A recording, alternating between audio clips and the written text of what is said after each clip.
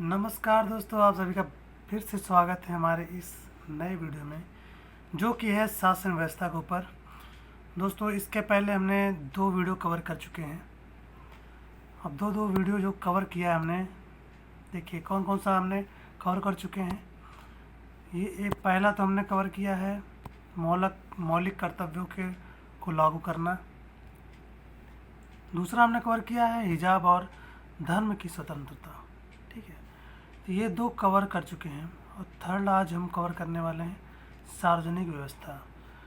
ये जो है मोस्टली रिलेट करेगा आपको पहले जिसके जो हमने पढ़ाया था हिजाब और धर्म की स्वतंत्रता के बारे में। तो ये दोनों लगभग रिलेट करेंगे क्योंकि ये सामाजिक व्यवस्था के में ही आते हैं, सार्वजनिक व्यवस्था में। तो जिन दोस्तों ने अभी तक हमारा ये वाला जो वीडियो नहीं देखा है हिजाब और धर्म, इसको इस वीडियो से पहले जाकर देख लें। ज़्यादा लंबा वीडियो नहीं है, 10 से 15 मिनट का वीडियो होगा, 10 मिनट का लगभग। उसको देखें जा कर के और उसके बाद आकर के इस वीडियो को देखें। ठीक है, चलिए इस वीडियो को हम डिस्कशन करते हैं कि सार्वजनिक व्यवस्था के बारे में। ठीक है, चलिए दोस्तों। भाई, तो सार्वजनिक व्यवस्था, आखिर सार्वजनिक व्यवस्था क्या होती है? जैसे कि हम लोग जानते हैं ना, सार्वजनिक व्यवस्था नाम ही से पता लगता है। सार्वजनिक मतलब सभी के लिए, सभी जन मतलब सभी लोगों के लिए जो व्यवस्था की जाती है उसको कहते हैं सार्वजनिक व्यवस्था, पब्लिक प्लेस। जैसे कि कोई भी बहुत चीज़ें मतलब बनाई जाती हैं सरकार के द्वारा, तो सार्वजनिक तौर पर बनाई जाती है। किसी चीज़ का निर्माण किया जाता है स्टेट के द्वारा, गवर्नमेंट, कोई भी गवर्नमेंट है उसके द्वारा। ठीक है, तो इसको कहते हैं हम लोग सार्वजनिक। चर्चा में क्यों हम पहले ये जानने की कोशिश करते हैं। तो चर्चा में क्या है, कर्नाटक उच्च न्यायालय शैक्षणिक संस्थानों में हिजाब पहनने वाली छात्राओं को पर राज्य सरकार द्वारा लगाए गए प्रतिबंध, ठीक है, प्रतिबंध की संवैधानिकता को चुनौती देने वाली याचिका पर सुनवाई कर रहा है। तो जैसे कि वही वाला जो था उच्च न्यायालय में, जो इसकी जस्ट पहले वाली जो वीडियो थी उसमें हमने बताया था कि क्या हुआ था उसमें कि 6 महिलाएं थीं, कॉलेज गई थी वो लोग, तो उनको क्या किया गया, तो वहाँ पर रोक दिया गया था। ठीक है, तो 6 महिलाओं को रोका गया था।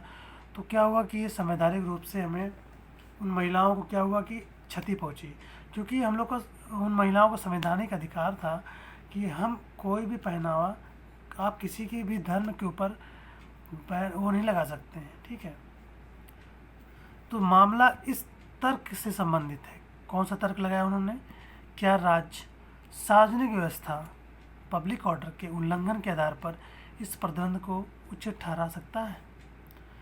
सार्वजनिक व्यवस्था के ऊपर यह उसको उचित ठहरा सकता है। आगे देखते हैं क्या बात हुई भाई, क्यों ठहरा सकता है कि नहीं ठहरा सकता। तो सार्वजनिक व्यवस्था क्या है इसके बारे में पहले हम लोग जानने की कोशिश करते हैं। उसके पहले सार्वजनिक व्यवस्था हमने जैसे बताया, तो लेकिन उसको हम डिटेल में और जानते हैं, कोशिश करते हैं। सार्वजनिक व्यवस्था को आमतौर पर सार्वजनिक शांति, सॉरी यार इसको थोड़ा नीचे करो। तो सार्वजनिक व्यवस्था को आमतौर पर सार्वजनिक शांति और सुरक्षा के समान माना जाता है। सार्वजनिक व्यवस्था उन 3 आधारों में से एक है जिस पर राज्य धर्म की स्वतंत्रता पर प्रतिबंध लगा सकता है। तो यही उसमें क्या है जो लागू किया था हाई कोर्ट ने, जो वो कर दिया था ना, उसके ऊपर लागू कर दिया था कि हमको वहाँ पे बिना आप उसके हिजाब अगर जाते हैं तभी आपको वहाँ पे एंट्री मिलेगी। तो सुप्रीम कोर्ट पे यही किया था सार्वजनिक व्यवस्था पर। ठीक है, 3 आधार पर किया था। अब 3 आधार क्या क्या है प्रतिबंध लगाने के लिए स्वतंत्रता पर, कि वो हाई कोर्ट लगा सकता है प्रतिबंध। ठीक है, क्या लगाया है, भारतीय संविधान का अनुच्छेद 25 क्या कहता है, अनुच्छेद 25 कहता है सभी व्यक्तियों को अंतःकरण की स्वतंत्रता है और धर्म को अबाध रूप से मानने की स्वतंत्रता है। आचरण करने तथा प्रचार करने का समान अधिकार भी है। बशर्ते यह अधिकार सार्वजनिक व्यवस्थाओं, ये सब अधिकार आपको मिलेंगे, लेकिन क्या है, बशर्ते एक वहाँ पर लग गया है कि सार्वजनिक व्यवस्थाओं जैसे नैतिकता, स्वास्थ्य, मूल अधिकार, ठीक है, ये सब जितने हैं मूल अधिकार से संबंधित अन्य प्रावधानों के अनुरूप हो। सार्वजनिक व्यवस्था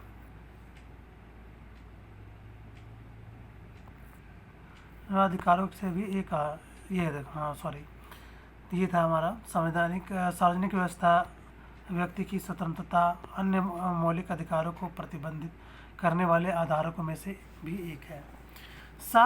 संविधान की बात की जाए तो संविधान की 7वीं अनुसूची की राज्य सूची 2 के अनुसार, कहाँ है 7वीं सूची, 7वीं अनुसूची, ठीक है, 7वीं अनुसूची की राज्य सूची 2 में के अनुसार क्या कह रहा है, 2 के अनुसार सार्वजनिक व्यवस्थाओं के पहलुओं पर कानून बनाने को की शक्ति राज्य में निहित है। तो ये राज्य के मतलब स्टेट के ऊपर पावर है कि ये उस पर बैन लगा सकता है, ठीक है, ये उसमें 7वीं अनुसूची में दिया गया, उसके राज्य सूची के अंदर। न्यायालयों द्वारा सार्वजनिक व्यवस्थाओं की व्याख्या, अब न्यायालय क्या व्याख्या करते हैं। सार्वजनिक व्यवस्था को प्रभावित करने वाले कारक प्रासंगिक हैं। क्या क्या कारक हैं उनको जानने की हम लोग को जो आवश्यकता है, देखिए, सार्वजनिक व्यवस्था को प्रभावित करने वाले कारक प्रासंगिक तथा इसका निर्धारण राज्य द्वारा किया जाएगा, मतलब राज्य के द्वारा किया जाता है, ठीक है, मतलब कोई भी अगर व्यवस्था सार्वजनिक व्यवस्था की जाएगी, राज्य गवर्नमेंट स्टेट का है, या जैसे हम लोग कहते हैं ना गवर्नमेंट स्टेट द्वारा बनाया गया है कुछ, तो उसका क्या है, उस पर अगर कोई सार्वजनिक रूप से कुछ कर मतलब कि मतभेद हो रहा है, कुछ भी हो रहा है, तो वो स्टेट गवर्नमेंट का हिस्सा है, वो कोई भी नियम लागू कर सकती है, कहीं भी आचार संहिता लगा सकती है स्टेट गवर्नमेंट के द्वारा।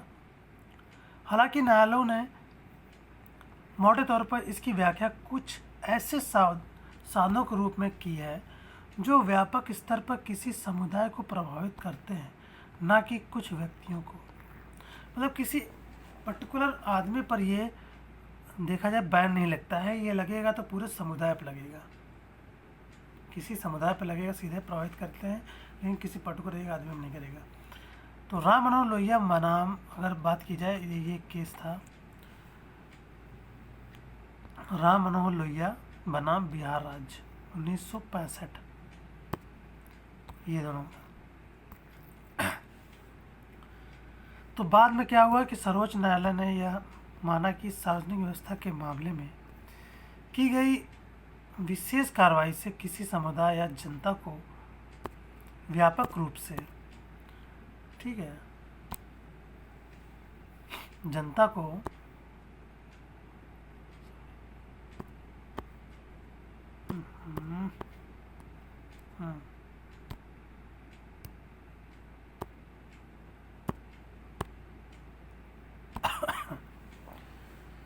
कार्रवाई की समुदाय या जनता को व्यापक रूप से प्रभावित होना पड़ता है,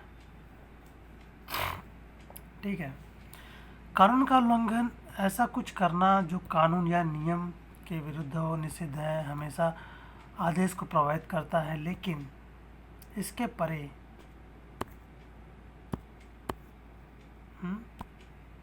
लेकिन इससे पहले क्या है कि इसे सार्वजनिक व्यवस्था को प्रभावित करने वाला कहा जाए। बड़े पैमाने पर समुदाय या जनता प्रभावित होनी चाहिए। अगर प्रभावित अगर उल्लंघन कर रहे हैं तो अगर उससे क्या होता है कि मतलब कोई नियम अगर जैसे गवर्नमेंट है, गवर्नमेंट कोई लागू कर दिया, अगर उससे कई मतलब जनता मतलब लगभग कह सकते हैं कि जनता बोला नंबर ऑफ जनता मतलब ढेर सारे जनताओं उससे प्रभावित हो रहे हैं, एक समुदाय के या जनता प्रभावित होने वाली है, ठीक है, तब उसको कहा जाएगा सार्वजनिक व्यवस्था को प्रभावित करने वाला कहा जाएगा, ठीक है।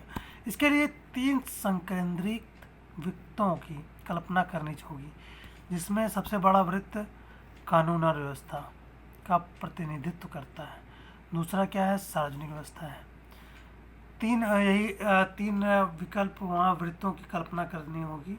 क्या क्या है, कानूनों की व्यवस्था, दूसरा है सार्वजनिक व्यवस्था का प्रतिनिधित्व, ठीक है, करता है, और तीसरा क्या है, और थर्ड हमारा है सबसे बड़ा है, ये है देखिए तीसरा है राज्य की सुरक्षा। तो ये अगर पूछा जाएगा तीन, ये देखिए यहाँ क्वेश्चन 3 बन गए आपके, 3 क्वेश्चन यहाँ से बनेंगे। तीसरा कि अगर बात की जाए, कोई भी स्टेट अगर प्रतिबंध लगाता है सार्वजनिक व्यवस्था पर, ठीक है, तो 3 ये देख करके चलता है 3 कानून पे, कानून और व्यवस्था पहला, दूसरा हो गया सार्वजनिक व्यवस्था प्रतिनिधित्व करता है, तीसरा क्या है, राज्य की सुरक्षा। तो ये क्वेश्चन जो उठा था हिजाब को लेकर के, ठीक है, ये वाला हिजाब प्रतिबंध और सार्वजनिक व्यवस्था के बीच संबंध, क्या संबंध था, वही वाला कर्नाटक वाला केस जो था, कर्नाटक शिक्षा अधिनियम 1983 के तहत 5 फरवरी को जो जारी सरकार आदेश के अनुसार एकता अखंडता के साथ साथ सार्वजनिक व्यवस्था भी शैक्षणिक संस्थानों में छात्रों को हिजाब पहनने की अनुमति नहीं देने के कारणों में से एक है। तो वही हिजाब जो बात की गई थी कि मतलब शैक्षणिक संस्थाओं में हिजाब पहनने के नहीं दिया गया। देखिए उसका एक नेगेटिव पॉइंट ये भी था हिजाब पहनने का।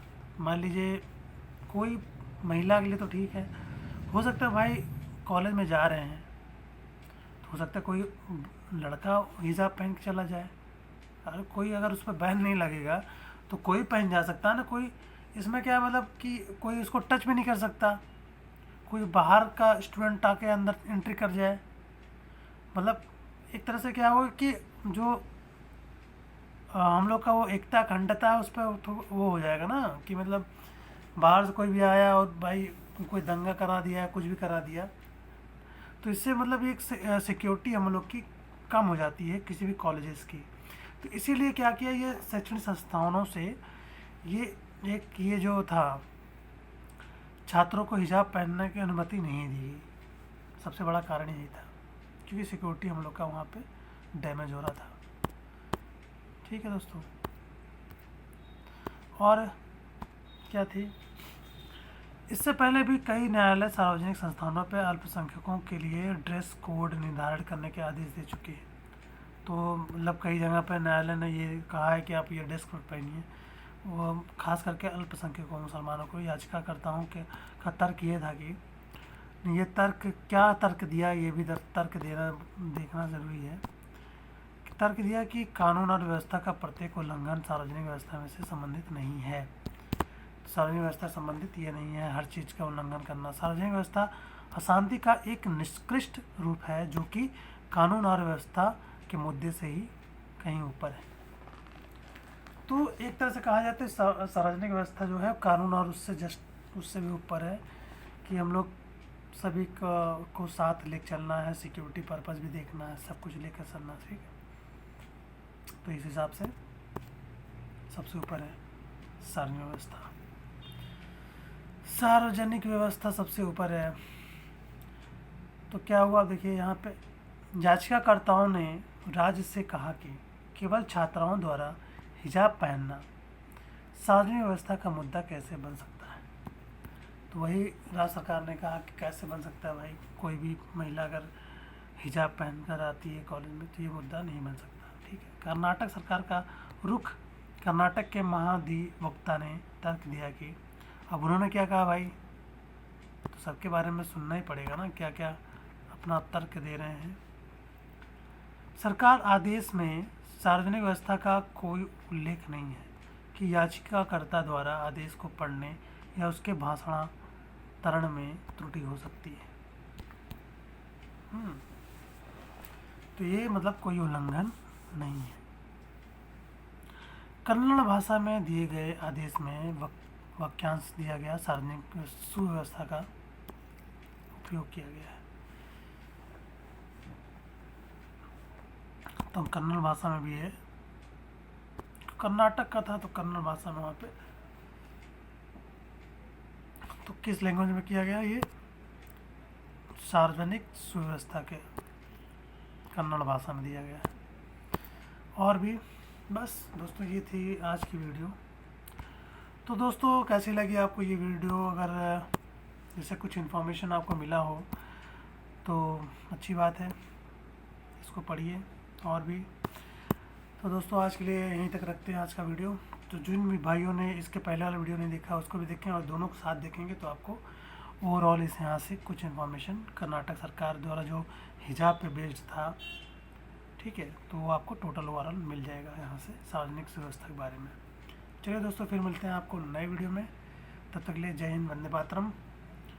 और जिन भाइयों ने अभी तक चैनल को सब्सक्राइब नहीं किया उसको सब्सक्राइब कर लीजिए और वीडियो को भी शेयर कर दीजिए। चलिए फिर मिलते हैं नेक्स्ट वीडियो में, बाय बाय।